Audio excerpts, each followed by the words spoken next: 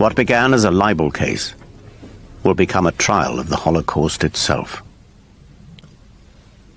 I have never held myself out to be a Holocaust expert, nor have I written books about what is now called the Holocaust. If I am an expert in anything at all, I may be so immodest to submit that it is in the role that Adolf Hitler played in propagating World War II, and in the decisions he made, and the knowledge on which he based those decisions. Since then, I've been obliged, willy-nilly, to become something of a Holocaust expert, through no desire of my own. To my utmost distaste, it has become evident that it is no longer possible to write pure history, untrammeled and uninfluenced by politics, once one enters into this unpleasant field. The word denier is particularly evil because no one who is in full command of his mental faculties and with the slightest knowledge of what happened in World War II can deny that the tragedy actually happened, however much we dissident historians may wish to quibble over the scale, the means, the dates and other minutiae. It is like being called a wife-beater, a paedophile. It is a verbal yellow star.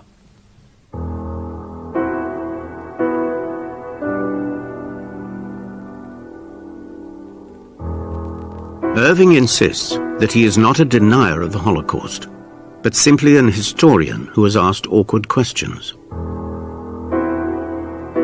He challenges three key aspects of the Holocaust. Irving has argued that there was no systematic plan to exterminate the Jews, that there is no proof that Hitler ordered a policy of extermination, and that no Jews were killed in gas chambers at Auschwitz.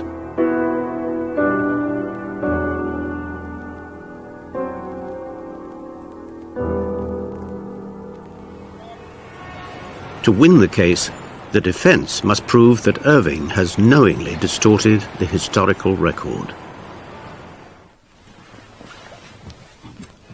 My lord, Mr. Irving calls himself an historian. The truth is, however, he is not a historian at all, but a falsifier of history.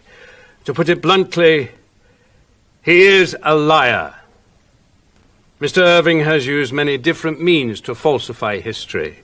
Invention, misquotation, suppression, distortion, manipulation, not least mistranslation.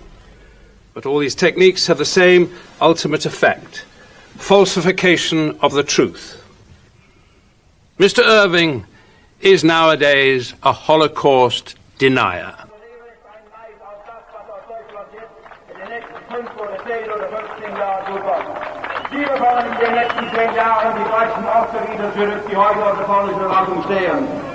David Irving has become a hero of far-right groups around the world. As this footage played in the court shows, he has spoken to neo-Nazi rallies, where he has challenged the historical record of the Third Reich and the final solution.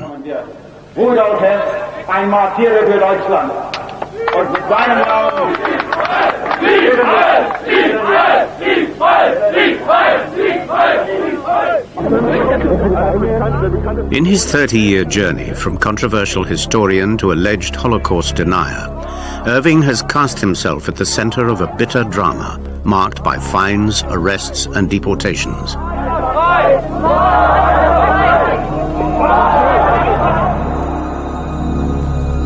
From the 1960s, David Irving established his reputation as a formidable researcher into the documentation of the Third Reich in a series of books about World War II and the Nazi leadership.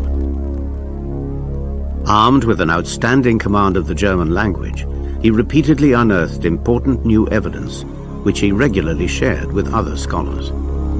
He has been praised by reputable historians for, at that time, not accepting, as some historians did, that everything was known already, and simply regurgitating, what had been said already.